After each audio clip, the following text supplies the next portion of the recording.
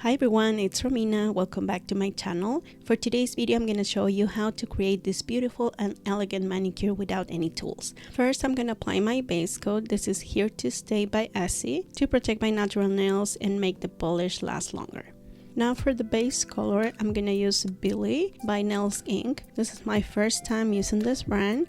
So the polish looks a lot darker in the bottle. So you will reach that color if you apply 2 coats. If it's just one, it looks more like a dark red. So here you can see the transformation to a dark chocolate color. And I'm gonna apply 2 coats on the other nails as well. I'm using a neutral shade here. Then I'm gonna do the design part. So first I'm just gonna locate a point on the side of my nail and diagonally moving towards the center of the nail, and I'm just gonna do it with stamping polish because this is a little bit more pigmented, but you can use any color that you want.